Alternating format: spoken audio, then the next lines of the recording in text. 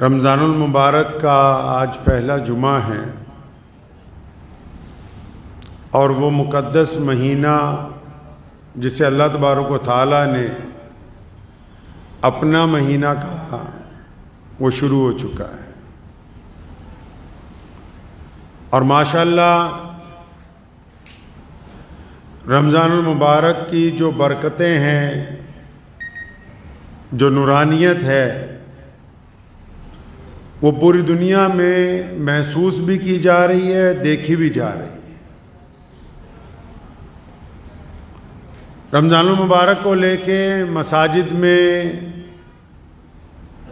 تیاریاں جو ہیں وہ عروج پر ہیں، خدمت کا ماحول بھی ہے۔ ان سب باتوں کے درمیان بہت ساری چیزیں ایسی ہیں جو ہم لوگ اب رسماً ادا کرتے ہیں۔ ان ساری رسموں کو ادا کرنے کے دوران اس بات کو یاد رکھنے کی نہایت سخت ضرورت ہے کہ وہ روایتیں کون سی ہیں جو پیارے نبی حضرت محمد رسول اللہ صلی اللہ تعالیٰ علیہ وسلم نے ہمیں عطا فرمائی۔ دنیا میں تمام جتنے بھی کام ہیں ان کے مقصد ہوتے ہیں، ہر ایک کام بنا مقصد کے نہیں ہوتا ہے۔ رمضان المبارک کے روزے عطا ہونا، ان کے پیچھے بھی اللہ تبارک و تعالیٰ کا مقصد ہے۔ روزے کا مقصد کیا ہے؟ روزہ رکھا کیوں گیا؟ روزہ فرض کیوں کیا گیا؟ ہم لوگوں کو کیوں اللہ تبارک و تعالیٰ نے کہا کہ آپ بھوکے رہو صبح سے لے کے شام تک؟ اصل بات اس کے مقصد تک پہنچنا ہے۔ باقی چیزیں کہ کیا کھائیں کیا نہ کھائیں، کن چیزوں سے روزہ ٹوٹ جاتا ہے، کن چیزوں سے نہیں ٹوٹ جاتا، یہ دوسرے درجے کی باتیں۔ پہلا درجہ یہ کہ رمضان چاہتا کیا ہے، رمضان کا مقصد کیا ہے، روزہ رکھنے سے اللہ تبارک و تعالیٰ کیا چاہتے ہیں ہم سے، اللہ تبارک و تعالیٰ کی منشا کیا ہے کہ اس کا بندہ کیا کرے۔ ایسی عبادت بنا دی کہ جو انسان میں انقلاب برپا کر دیتی ہے۔ عبادتیں تو بہت ساری ہیں، بندہ رات کو تہجد کی نماز پڑھتا ہے، بندہ فرض نماز پڑھتا ہے، کوئی بندہ تسبیح کرتا ہے تو کوئی بندہ قرآن پاک پڑھتا ہے۔ عبادتیں تو بہت سی ہیں، وہ الگ الگ وقت میں ایک مدت میں اپنا رنگ دکھاتی ہیں، لیکن یہ تو انقلابی عبادت ہے۔ ادھر روزہ رکھا، ادھر احساس شروع، ادھر روزہ رکھا، صبح کو سحری میں جیسے اعلان ہوا کہ وقت ختم ہو گیا، فوراً احساس شروع کہ بھائی میں تو آج سب سے الگ ہوں، میں تو الگ کر رہا ہوں۔ کیوں؟ میں پانی نہیں پی سکتا ہوں شام تک، میں کھانا نہیں کھا سکتا ہوں شام تک، جو حلال چیزیں میں وہ نہیں کر سکتا ہوں۔ اب طبیعت میں انقلاب آ گیا۔ اب رمضان المبارک کا مقدس مہینہ ہے، انقلابی عبادت اللہ تبارک و تعالیٰ نے عطا فرمائی۔ اب یہ جو آپ کے جسم میں انقلاب برپا کیا گیا، اس کا بھی کوئی مقصد ہوگا کہ یہ انقلاب برپا کیوں کیا ہے۔ ایک ایسی عبادت جس پہ اللہ مسکراتے ہیں، فرشتوں کے سامنے فخر کرتے ہیں کہ وہ دیکھو میرا بندہ وضو کر رہا ہے نا، منہ میں پانی لے رہا ہے نا، لیکن اس کے باوجود پانی کا ایک قطرہ حلق سے نیچے نہیں جانے دیتا، حالانکہ اس کو کوئی دنیا والا دیکھ نہیں رہا، لیکن کیونکہ یہ اپنے رب سے محبت کرتا ہے، اس کو اپنے رب کا خوف ہے، اس کو اپنے رب کے حکم کی اطاعت کی منشا اس کے دل میں ہے، اس لیے حلق کے اندر جہاں کوئی دیکھ بھی نہیں سکتا وہاں سے بھی پانی کو واپس بھیجتا ہے۔ مسئلے صبح سے لے کے شام تک ماشاءاللہ۔ اب تک تو واٹس ایپ یونیورسٹی بن چکی ہے، جس کو نہیں بھی کوئی کام اس کو رمضان میں مسئلے چاہیے۔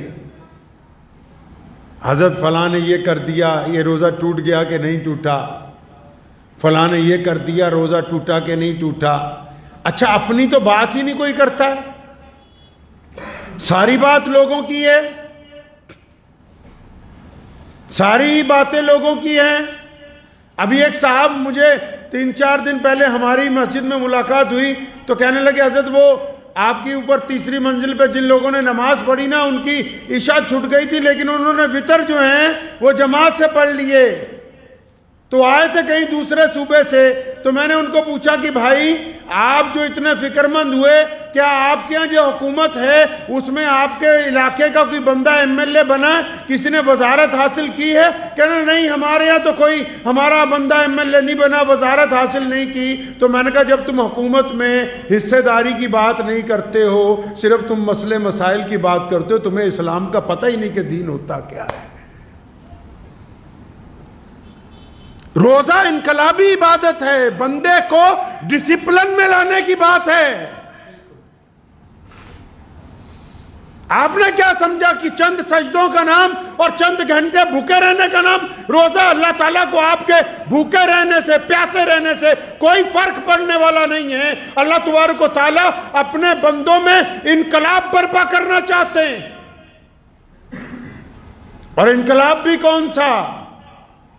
انقلاب کون سا؟ جس کا تعلق آپ کی اپنی پرسنل زندگی سے ہے، آپ کے اپنی زندگی سے ہے، آپ کے اپنے مزاج سے ہے، آپ کے اپنے جسم سے ہے، آپ کی اپنی سوچ سے ہے، آپ کے اپنے کاروبار سے ہے، آپ کے کردار سے ہے۔ جب تک اس میں انقلاب برپا نہیں ہوگا تو عبادت اپنے مقصد تک نہیں پہنچ سکتی ہے۔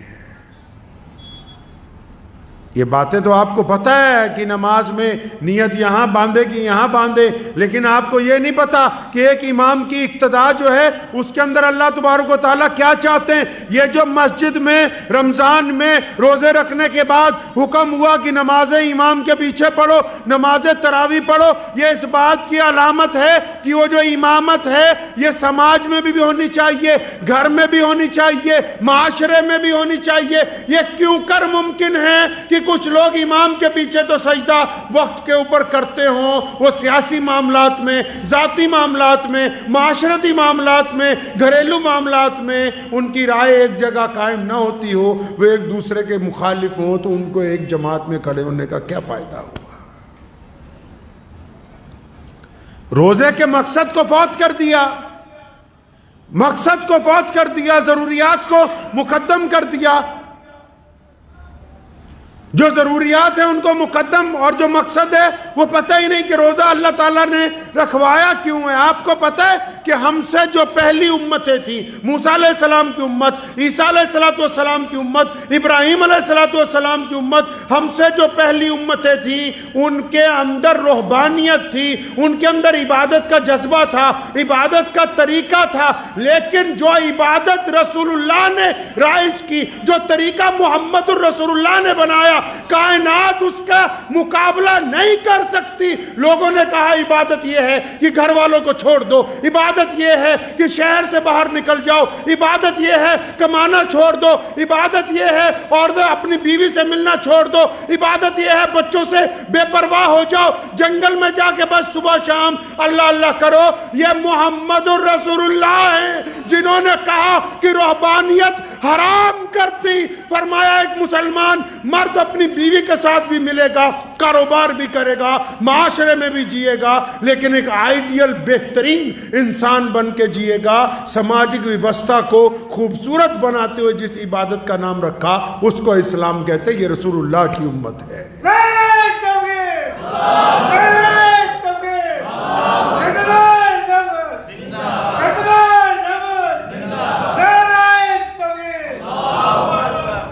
عبادت کے مقصد کو سامنے رکھیں۔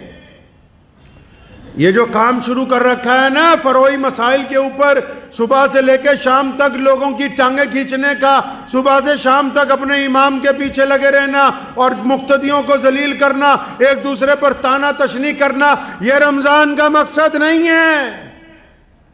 تزکیہ نفس کا نام رمضان ہے، اپنی اپنی سروس کرنے کا نام رمضان ہے۔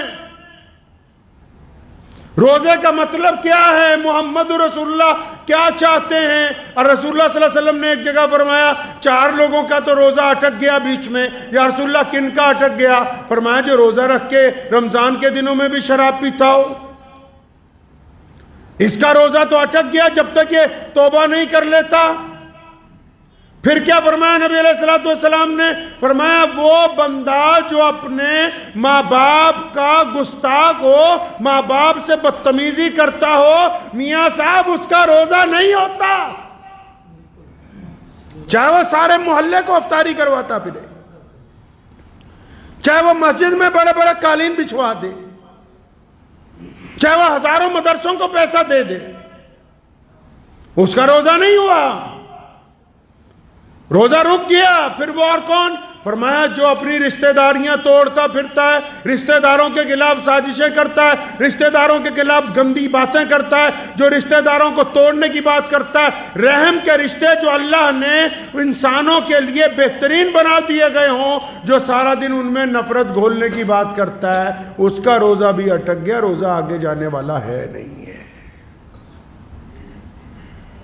فرمایا چوتھا بندہ وہ جو روزہ رکھ کے بھی لوگوں کے لیے دشمنیاں سوچتا رہتا ہے، روزہ رکھ کے بھی دل کے اندر حسد رکھتا ہے، روزہ رکھ کے بھی اس کو چغلیاں کرنے کی عادت ہے۔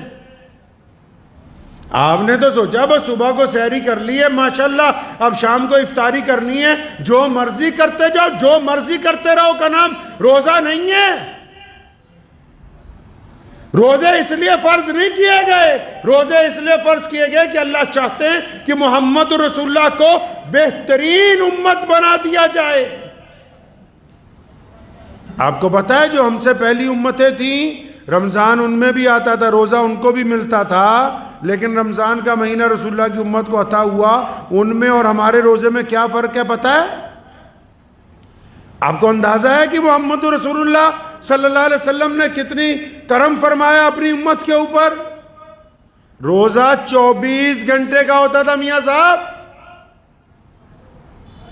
پڑھیں کبھی اٹھا کے قرآن و حدیث کو، روزہ پہلی امتوں میں 24 گھنٹے کا تھا، ہماری محمد رسول اللہ کی امت میں بھی 24 گھنٹے کا روزہ تھا۔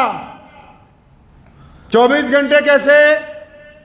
شام کو افطار کے وقت جب سورج ڈوبتا تھا، اللہ کی طرف سے اجازت تھی جو مرضی کھاؤ، جو مرضی پیو، اب کھا پی لیا، اس کے بعد اگر آنکھ لگ گئی، جیسے آپ افطاری کر کے 10 منٹ لیٹ جاتے ہو، کوئی عشاء سے پہلے 15 منٹ آرام کر لیتا ہے، کوئی عشاء کے بعد تھوڑی دیر آرام کر لیتا ہے، پہلی امتوں میں یہ حکم تھا افطار کے بعد جب آپ کی آنکھ لگ گئی تو جب آنکھ کھلی دوسرا روزہ شروع، کوئی سحری نہیں، کوئی صبح کا ٹائم ٹیبل نہیں، 24 گھنٹے کا روزہ، اور یہی روزہ محمد رسول اللہ کو بھی عطا ہوا۔ حضرت قیس بن سریمہ رضی اللہ تعالیٰ عنہ مزدوری کر کے گھر پہنچے، شام کا وقت تھا، کھانے پینے کا سامان نہیں تھا، بیوی نے کہا قیس رکو میں کچھ لاتی ہوں، بازار سے گئیں آٹا خرید لائی، گوندا، جب روٹی پکانے لگیں تو قیس بن سریمہ رضی اللہ تعالیٰ عنہ کی آنکھ لگ گئی۔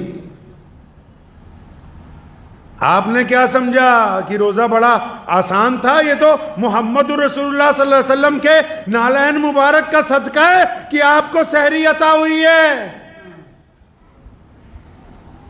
قیس بن سریمہ کی جب آنکھ کھلی تو ان کی بیوی نے کہا ہائے قیس بربادی ہو، تیرا تو روزہ دوسرا شروع ہو گیا۔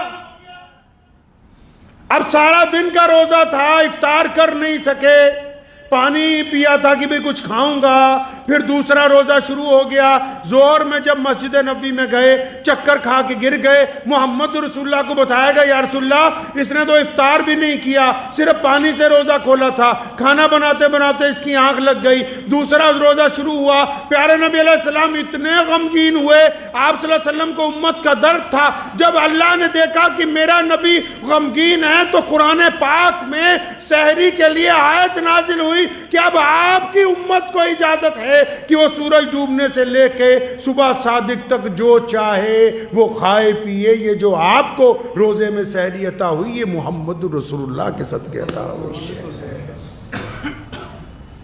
اور رسول اللہ کیا چاہتے ہیں جی؟ رسول اللہ آپ سے کیسا روزہ چاہتے ہیں؟ پیارے پیغمبر علیہ الصلوۃ والسلام کی منشا کیا ہے؟ اللہ تعالیٰ کیا چاہتے ہیں؟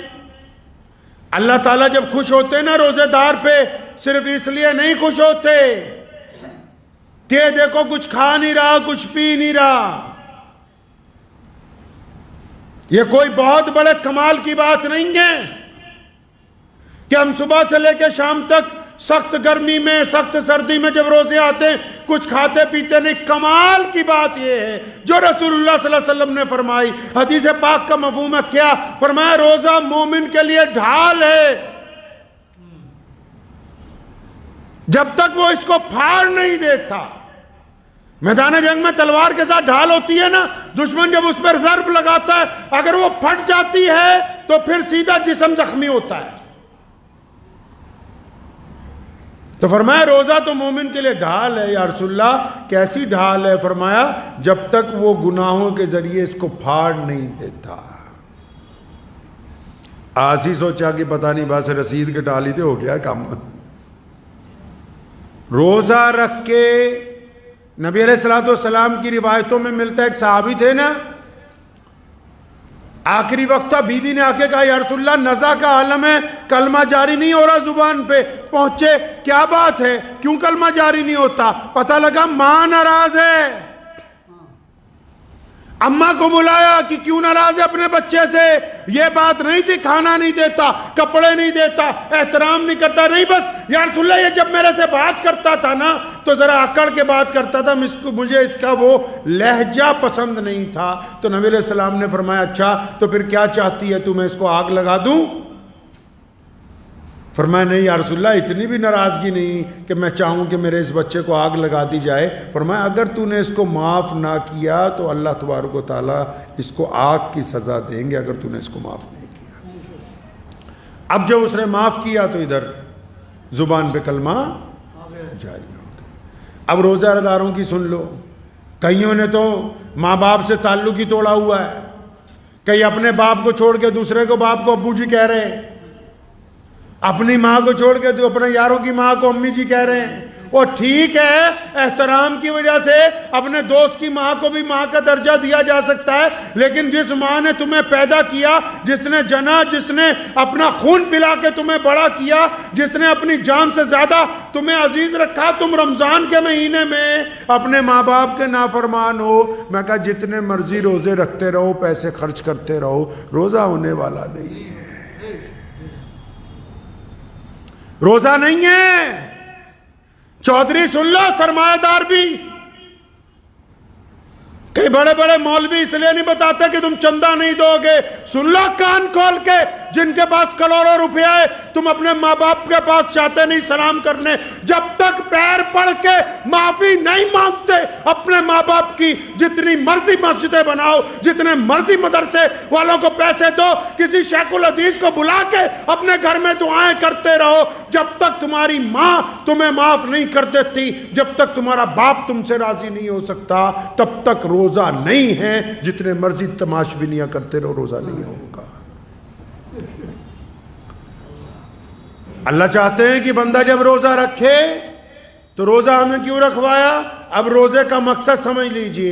روزہ اس لیے رکھوایا، اس کو انقلابی عبادت اس لیے کہا گیا کہ جب ہم روزہ رکھتے ہیں نا جی تو ہمیں ایسا لگنے لگتا ہے کہ ہم باقی لوگوں سے الگ ہیں. الگ کیوں ہیں؟ تاکہ ہمیں لگتا ہے کہ ہم شام تک کچھ کھا پی نہیں سکتے، ہم شام تک کوئی کھانا نہیں کھا سکتے، ہم پانی نہیں پی سکتے، ہم کوئی پھل نہیں کھا سکتے. اچھا جب اس احساس کے ساتھ ہم گھر سے نکلتے ہیں تو بازار میں تو لاکھوں دنیا ہے، الگ الگ مذاہب کے لوگ ہیں. ہمیں اپنے اندر پتہ ہوتا ہے کہ نہیں یار میرا تو روزہ ہے، میں پانی نہیں پیوں گا، میرا روزہ ہے، میں کھانا نہیں کھاؤں گا. یہ احساس دلوانے کے لیے ہمیں بھوکا رکھا کہ آپ کو یاد رہے کہ آپ کا روزہ ہے. پھر روزہ کیوں رکھوایا؟ روزہ اس لیے رکھوایا، یہ تو صرف احساس ہے کہ تمہیں یاد رہے کہ تمہارا روزہ ہے. روزہ اس لیے رکھوایا کہ جب روزہ رکھ کے تم نکلو، سامنے کسی کی بیٹی ہو، کسی کی بیوی ہو، کسی کی ماں ہو اور تم اس کی طرف گندی نگاہ سے دیکھو اور تمہارے دل میں بدبختی کا خیال آئے، اس عورت کے متعلق برا ارادہ تمہارے دل میں پیدا ہو اور پھر تمہیں فوراً یاد آ جائے میں روزے دار ہوں، اور تم اپنی آنکھوں کو جھکا لو اور استغفار کا کلمہ تمہاری زبان پر جاری ہو جائے کہ میں روزہ دار ہوں، میں کسی کی بیٹی کی طرف گندی نگاہ نہیں ڈال سکتا. یہ اس لیے روزہ رکھوایا ہے. یہ روزہ اس لیے رکھوایا کہ جب آپ نکلیں اور 4 لوگ بیٹھے کسی کی چغلیاں کر رہے ہوں, کسی کی برائیاں کر رہے ہوں, آپ جب اس مجلس میں پہنچیں تو فوراً یہ کہہ کے روک دیں کہ میرا روزہ ہے, میرے سامنے کسی کی برائی نہ کرو, اور وہ نہ رکیں تو آپ اس مجلس سے اٹھ جائیں تاکہ آپ کو یاد ہو کہ میرے کانوں نے بھی روزہ رکھا ہوا ہے. اگر میں روزہ رکھ کے گانے سنوں گا, اگر میں روزہ رکھ کے لوگوں کی گندی باتیں سنوں گا, اگر روزہ رکھ کے گندی چیزیں اپنے کانوں میں ڈالوں گا تو میرا روزہ ٹوٹ جائے گا. یہ روزہ اس لیے رکھوایا کہ اللہ تعالیٰ نے یہ جو زبان آپ کو دی ہے جو کینچی کی طرح چلتی ہے, کسی نے کہا تھا نا, کہتے یار زبان میں ہڈی نہیں ہوتی, جو بندے کی زبان ہے نا جی اس میں ہڈی نہیں ہوتی, لیکن یہ ہڈیاں توڑوا دیتی ہے, ہڈی نہیں ہے اس میں, لیکن زیادہ تر جو ہڈیاں ٹوٹتی ہیں وہ زبان کی وجہ سے ہی ٹوٹتی ہیں. لوگ دوسروں کو تانے دیتے ہیں, بری باتیں کہتے ہیں, تانے کستے ہیں, گالیاں دیتے ہیں, بدبختی کی باتیں کرتے ہیں, کسی کا دل جلاتے ہیں, وہ غصے میں آ کے مارتا ہے تو اس میں تو ہڈی ہے نہیں, یہ ہڈیاں توڑواتی ہے. اب روزے میں اس کا بھی روزہ اللہ نے رکھوا دیا. حکم ہوا کہ روزے دار اگر بولے گا تو اچھا بولے گا, نہیں تو چپ رہے گا, نہیں تو چپ رہے. شریعت کہتی ہے کہ آپ کسی کی تعریف نہیں کر سکتے تو اس کی برائی تو نہ کرو کم از کم. آپ اپنے بھائی کی تعریف نہیں کر سکتے, اپنے دوست کی تعریف نہیں کر سکتے, اپنے پڑوسی کی تعریف نہیں کر سکتے. آپ کو پتا کہ یہ اچھا کام کر رہا ہے, آپ کے اندر حسد ہے, کینہ ہے, بغض ہے, آپ نہیں تعریف کر سکتے, مت کرو. کم از کم اس کی برائی کر کے اپنی زبان کو تو نہ خراب کرو. روزہ بھی رکھا ہو, اور ہمارے ہاں تو ماشاءاللہ مسجدوں والے ہی تانے دینے کے لیے کافی ہیں, باقیوں کی تو ضرورت ہی نہیں ہے, کیونکہ جنہیں 12 مہینے تھے بے نمازی اور رمضان میں چودھری بن کے پہلے ہی ہوتے ہیں مسجدوں میں, وہی کافی ہیں کہ یہاں مت بیٹھو, وہاں نہ بیٹھو, یہاں نہ کھڑے ہو, وہاں نہ کھڑے ہو, یہ کام نہ کرو, وہ کام نہ کرو. اللہ نے تمہیں جج لگا دیا, روزہ رکھنے کے بعد بھی ہٹتے نہیں, باز نہیں آتے اپنی حرکتوں سے لوگوں کے دلوں کو تکلیف پہنچانے سے. مان لیا نماز میں موبائل نہیں بجنا چاہیے, بند رکھنا چاہیے. اگر کسی کا غلطی سے بج گیا, اب پوری جماعت تیار ہے کہ سلام پھرتے ہی پہلے اس کی بے عزتی کرے. یہ تمہارا روزہ ہے, یہ اتنا سا دل ہے چڑیا جیسا جس میں اتنی جگہ بھی نہیں جو اپنے بھائی کی تھوڑی سی غلطی کو ہضم کر لے اور اللہ سے اپنے سارے گناہ معافی منگوانے کے لیے آیا ہوا ہے. اپنے زنا معاف کروانے آیا, اپنی ٹھگیاں معاف کروانے آیا, اپنی چوریاں معاف کروانے آیا, اپنی بد نظریاں معاف کروانے آیا. اور جہاں تیرا حکم چلتا ہے وہاں تو رتی بھر بھی تو رعایت کرنے کے لیے تیار نہیں. تو جیسی تو لوگوں سے رعایت کرتا ہے ایسی رعایت کی امید اللہ سے رکھ بس. روزہ کے لیے جو روزہ ہے, روزے دار کی زبان کا بھی روزہ ہے. اگر آپ روزہ رکھ کے گالی دیں گے تو روزہ خراب. کس نے کہا کہ صرف بھوکا رہنا ہے, اس زبان کو قابو میں رکھنا ہے؟ روزہ نام ہی اس کا ہے کہ بہترین سوار بنانا ہے جو گھوڑے کے اوپر بیٹھا ہو. جو زندگی ہے ہماری وہ ایک گھوڑے کی طرح ہے, ہم اس کے اوپر سوار ہیں, وہ اپنی من مرضی سے چلنا چاہتی ہے. روزے کا مطلب یہ ہے کہ اس کو اللہ کی مرضی کے ساتھ چلانا ہے. روزہ چاہتا ہے کہ اپنے پیروں کے ساتھ آپ غلط جگہ کا سفر نہ کریں. روزہ چاہتا ہے کہ آپ کاروبار کر رہے ہیں, روزہ رکھ کے کسی کے ساتھ ٹھگی نہ ماریں. روزہ چاہتا ہے کہ آپ اپنے گھر والوں کے ساتھ معاملہ درست رکھیں. اور ماں باپ بھی سنیں. ماں باپ نے جو وتیرہ اپنایا جدید دور کے, جو آج کل کے ماں باپ ہیں, نبی علیہ السلام کا حکم ہے کہ اولاد کا اکرام کرو, ان کو سہولتیں پہنچاؤ, ان کو محبت سے ان کی تربیت کرو. آپ نے صبح دوپہر شام تانے دے دے کے اپنی اولاد کا بیڑا غرق کر دیا, جبکہ آپ کی آنے والی پہچان ہی یہی نئی نسل کی اولاد ہے جو آپ کے سامنے موجود ہے. مسجدوں میں جب بچے چلے جاتے ہیں بہت سارے لوگوں کی نماز خراب ہو جاتی ہے اور مسجد نبی علیہ السلام میں پیارے پیغمبر علیہ السلام نماز پڑھاتے ہیں. سیدنا حسن حسین چھوٹے چھوٹے ہیں, آ جاتے ہیں نمازیوں کو چیرتے ہوئے اور رسول اللہ کے کندھوں پر بیٹھ جاتے ہیں. ایک مرتبہ رسول اللہ کی گردن مبارک پر بیٹھ گئے. پیارے پیغمبر نے سجدہ لمبا کر دیا کہ اٹھوں گا تو حسین گر جائیں گے, ان کے چوٹ لگ جائے گی. پتہ یہ لگا یہ کل کے امام, کل کے بچے, ان کو آج اگر مسجد میں آنے کے لیے روک دو گے تو کل ان مساجد کی رونق کون بنے گا. روزہ کیا چاہتا ہے آپ سے؟ روزہ ایک آئیڈیل انسان بنانا چاہتا ہے. روزہ آپ کو بہترین انسان بنا. گھر میں عورتیں ہیں, کتنی عبادتیں کر رہی ہیں, لیکن ساتھ میں چگلیاں ہیں. کتنی عبادتیں کر رہی ہیں, ساتھ میں اپنے میاں کو روکنا ہے کہ فلاں کو یہ نہ دے دیے, فلاں کو وہ نہ دے دیے. کتنی عبادتیں کر رہی ہیں, ساتھ میں بد زبانی ہے, اور ساری کی ساری عبادتیں ان 2-4 گناہوں نے سمیٹ کے وہیں رکھی ہوئی ہیں. وہ دعا آگے جا ہی نہیں رہی ہے, رکا ہوا ہے وہیں کا وہیں. روزے کو پریکٹس مت سمجھیے کہ بس فجر میں آئے, زہر میں آئے, عصر میں آئے, مغرب میں آئے, عشاء میں اس کے بعد چلے گئے جا کے جو مرضی نہیں. جو اللہ اور اس کے رسول کی مرضی ہے وہ, جو مرضی نہیں.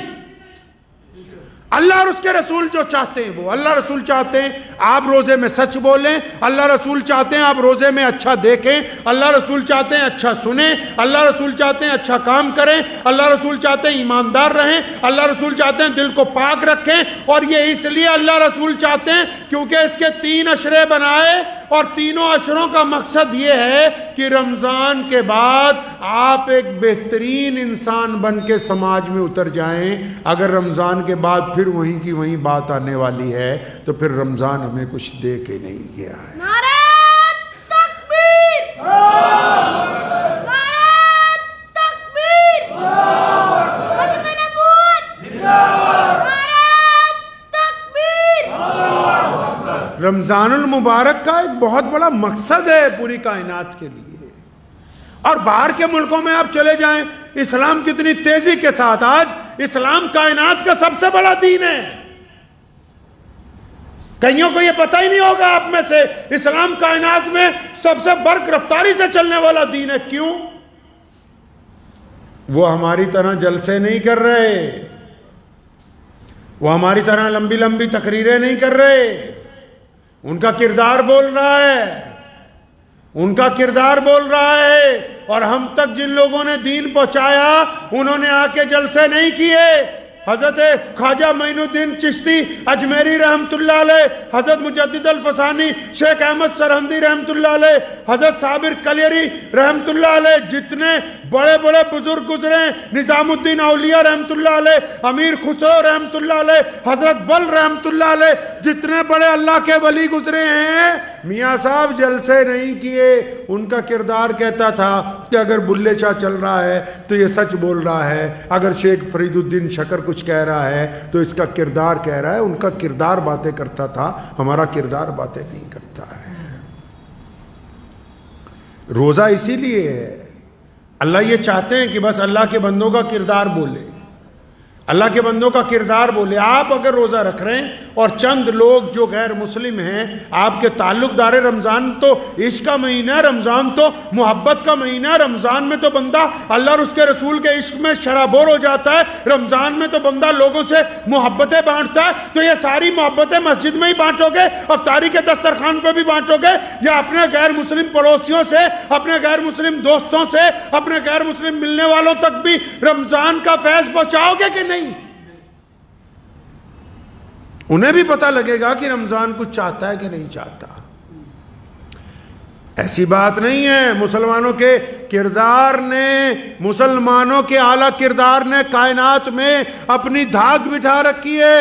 اسلام مخالف طاقتیں ساری چیزیں لا سکتی ہیں, اہل اسلام جیسا اعلیٰ کردار نہیں. ایک غیر مسلم دوست نے مجھے بتایا, ان کے ایک جاننے والے کاروباری مسلمان تھے, ان کو گھاٹا پڑ گیا, وہ چلے گئے چھوڑ کے اپنا کاروبار. 5-7 سال بعد اچانک واپس آئے, ان کو 7-8 لاکھ روپے اس بندے کا دینا تھا, پیسے لے کے آئے, ان کو دیا. آج کی دور میں وہ غیر مسلم ہر مجلس میں اس واقعے کا ذکر کرتا. کیوں کہنے لگا میں نے ان سے پوچھا تم تو چلے گئے تھے شہر چھوڑ کے، اتنے سال بعد آئے ہو، یہ میری رقم واپس کرنے آئے ہو، کیوں آئے ہو؟ کہنے لگا یار میرے پاس گھاٹا پڑ گیا تھا، پیسے نہیں تھے، اب اللہ نے دے دیے ہیں، حج کرنے جانا ہے تو سوچا پہلے تمام ادائیگیاں ہو جائیں، تمام گناہوں سے چھٹکارا ہو جائے تو میں جاؤں۔ یہ مسلمانوں کا اعلیٰ کردار بولتا ہے۔ اگر آپ کے کردار میں ایسی باتیں ہیں تو آپ ایک اچھے روزے دار ہیں، اگر آپ کا کردار نہیں بولتا تو آپ اچھے روزے دار نہیں ہیں۔ یہاں تو کوئی کسی کو 2 ٹائم کھانا کھلا دے، ویڈیو بنا کے ڈال رہا کہ جی میں نے 20 آدمیوں کو کھانا کھلایا، پورے محلے میں چلاتا پھر رہا ہے ہم نے آج دیگ بنائی تھی، پورے علاقے میں شور مچا رکھا ہے کہ ہم نے فلاں جگہ پیسے دیے، فلاں جگہ یہ کر دیا، فلاں جگہ وہ کر دیا۔ محمد الرسول اللہ صلی اللہ علیہ وسلم رمضان المبارک میں تیز چلنے والی ہوا سے زیادہ فیاض تھے، اور نبی علیہ السلام نے جتنا بانٹا کائنات میں کوئی بانٹ نہیں سکتا، اور بعض اوقات جب دیتے تھے لینے والا کہتا تھا یا رسول اللہ بس کیجئے، اس سے زیادہ اٹھایا نہیں جائے گا۔ یہ بھی تو روزے نے کہا کہ روزے میں جن لوگوں نے جن کی مدد کرنی ہے وہ رسول اللہ کی سنت کے مطابق ہو، رسول اللہ کے حکم کے مطابق ہو۔ ہم نے جو مدد کرنے کا ٹھانا لوگوں کی طرح، ایک صاحب کا فون آیا کہ میں غریب بچوں کی شادی کرواؤں گا، آپ بھی آئیں۔ میں کہا پیارے پیغمبر علیہ السلام نے منع کیا، غصہ ہو گیا، سرمایہ دار تھا نا، سارے زیادہ سرمایہ داروں کو ہوتا ہے کہ مولوی ہمارا نوکر ہی رہے، کہنے لگا کیا رات منع کر دیا؟ میں نے کہا نالائق آدمی، رسول اللہ نے کہا کہ غریب کی عزت نفس کا خیال رکھو، جب ایک ہاتھ سے دو تو دوسرے کو خبر نہ ہو، یہ جو تم چلا چلا کے دینا چاہتے ہو اس کا کچھ اجر ملنے والا نہیں، یہ تمہارے منہ پر یہیں پر مارا جائے گا، اس کا نہیں اجر ملنے والا ہے۔ اجر اس کا ملنے والا ہے، کس کا؟ اجر اس کام کا ملے گا، کس کا ملے گا؟ کہ جو آپ نے اپنی دنیا میں خرچ کیا۔ اپنی دنیا کون سی؟ ہم بھی اور آپ بھی، ہمارے غیر مسلم دوست ہیں، سارے دعائیں مانگتے ہیں نا کہ یا اللہ پوری دنیا میں امن رہے، شانتی رہے، بھائی چارہ رہے۔ ہم بھی جب دعا مانگتے ہیں نا، کون سی دعا مانگتے ہیں پتہ؟ کہ یا اللہ پورے عالم پر فضل فرما، پورے عالم پر رحمت فرما، پورے عالم کے بیماروں کو ٹھیک۔ پھر یہ بھی تو سوچو کبھی کہ ہماری دنیا کون سی ہے۔ اگر آرام سے آپ سوچیں گے کہ آپ کی دنیا کون سی ہے، ہماری دنیا ہے ہمارے ماں باپ، ہماری دنیا ہماری بیوی بچے، ہماری دنیا ہمارے دوست، ہماری دنیا ہمارے پڑوسی، ہماری دنیا ہمارے اسکول میں پڑھے ہوئے یار، ہماری دنیا ہمارے کاروبار کے ساتھی، ہماری دنیا ہماری مسجد کے نمازی، ہماری دنیا جن سے ہماری سلام دعا ہے، ہماری دنیا ہمارے ساتھ سفر کرنے والے لوگ۔ اچھا ساری دنیا لی دعاواں تے اپنی دنیا چ رفڑ پایا ہویا۔ دعائیں ساری دنیا کے لیے ہیں، اور اپنی دنیا میں ماں باپ سے بھی ناراضگی، بیوی سے بھی ناراضگی، یاروں سے بھی پنگا، بھائیوں سے بھی پنگا، دوستوں سے بھی پنگا، رشتہ داروں سے بھی پنگا، پڑوسیوں بھی پنگا۔ ارے اپنی دنیا کا بیڑا گرک کر رکھا ہے، باتیں تو ساری دنیا کی کر رہا ہے۔ اللہ نے جس دنیا کا آپ کو کفیل بنایا ہے اس دنیا کو تو خوبصورت بناؤ۔ جس دنیا کو آپ کو کفیل بنایا کہ بھئی یہ دنیا تیرے ذمے ہے، یہ ماں باپ تیرے ذمے ہے، یہ بیوی تیرے ذمے ہے، یہ بچے تیرے ذمے، یہ پڑوسی تیرے ذمے، اس دنیا کو خوبصورت بنانے کی باتیں ہی نہیں کرتے۔ خدا کی قسم جب تک اس دنیا کو خوبصورت بنانے کی بات نہیں کرو گے پوری دنیا کو آپ خوبصورت نہیں بنا سکتے۔ ایک عزیز نے کہا نہیں جی ہم تو آخرت کی تیاری کر رہے ہیں۔ اب بھلے آدمی، جنت میں جو پلاٹ چاہیے رجسٹری تو یہیں والی چلے گی، قبر میں جو سوال ہوگا جنت کا جہنم کا وہ تو دنیا کا ہونا ہے۔ یہ نہیں ہے اسلام میں کہ ایک بندہ صبح کو روزہ رکھے، سارا دن قرآن پڑھتا رہے، سارا دن نمازیں پڑھتا رہے، سارا دن تلاوت کرتا رہے، سارا دن تسبیح کرتا رہے اور پھر شام کو افطار کرے، مسجد میں رہے۔ یہ نہیں ہوگا۔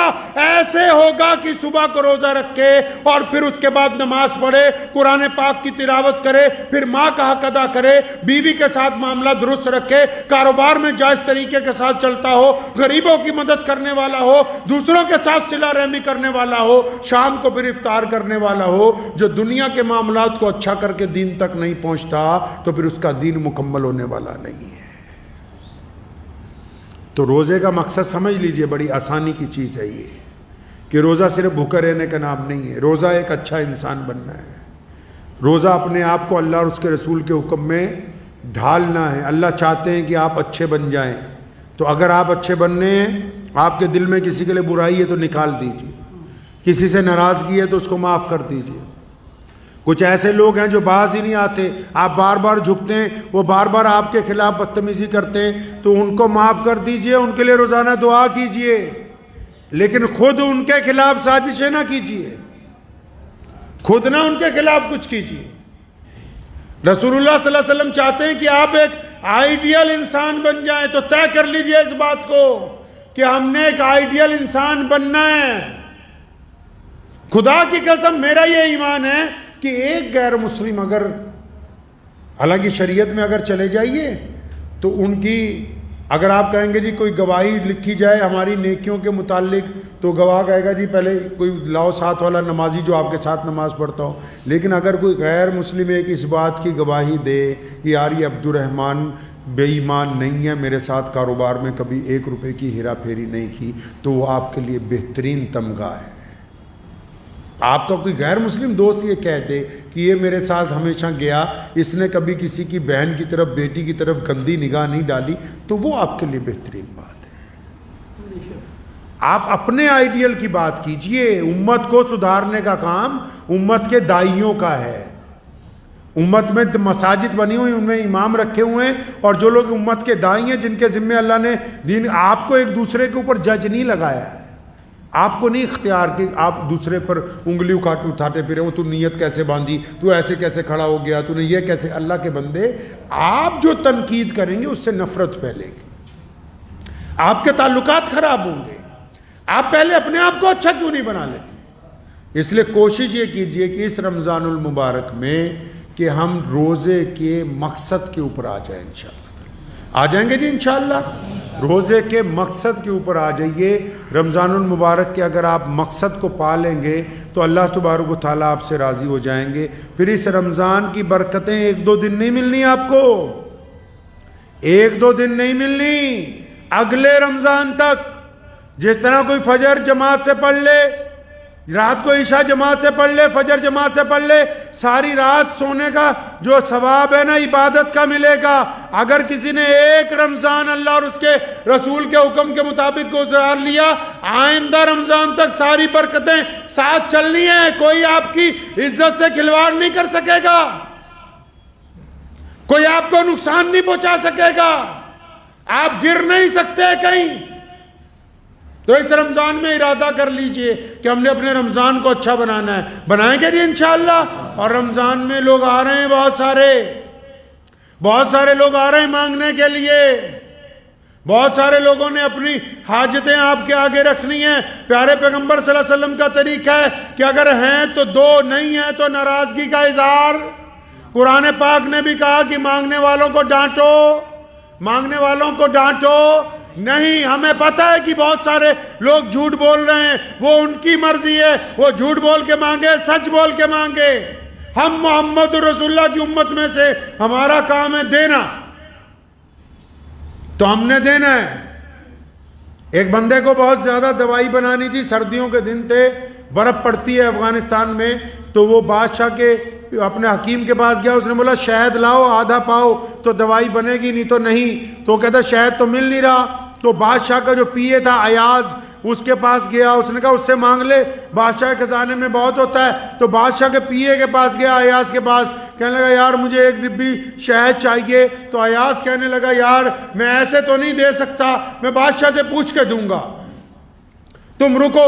وہ بادشاہ کے کمرے میں گیا, بادشاہ کا جو پیے تھا ایاس, محمود کے پاس گیا کہ سلطان ایک بندہ آیا ہے, اس کو ایک ڈبی شہد چاہیے. تو بادشاہ نے اس کی طرف دیکھا, فرمایا ٹھیک ہے, خزانے میں سے اس کو 2 کنستر شہد کے جاری کر دو. کتنی مانگی اس نے شہد؟ 1 ڈبی.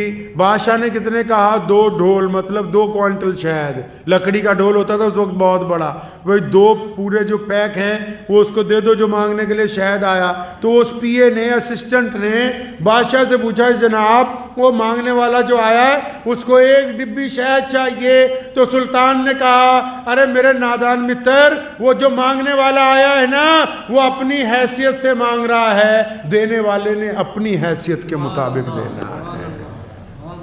وہ اپنی حیثیت سے مانگ رہا ہے. تو اس بات کو ذہن نشین رکھیں کہ ہم محمد رسول اللہ کی امت ہیں. ہم نے پازیٹیو, ہم مارے کہاں گئے؟ اس ملک میں ہمارے درمیان سیاسی نفاق, ہمارے درمیان اخلاقی نفاق, ہماری صفوں کے اندر نفاق, ہمارے آپس میں اختلافات آئے. کیوں؟ کیونکہ ہم نے نیگیٹو سوچنا شروع کیا, ہم نے ہر معاملے میں الٹا سوچنا شروع کیا. محمد رسول اللہ چاہتے ہیں کہ پازیٹیو سوچیں, محمد رسول اللہ چاہتے ہیں مثبت سوچیں, جو سامنے والے آتا ہے اس کے بارے میں اچھی رائے رکھا کریں, بری رائے کو قائم نہ کیا کریں. دعا کیجئے اللہ تعالیٰ ان باتوں پر مجھے بھی اور آپ سب کو بھی عمل کی توفیق عطا فرمائے. وآخر دعوانا ان الحمدللہ رب العالمین.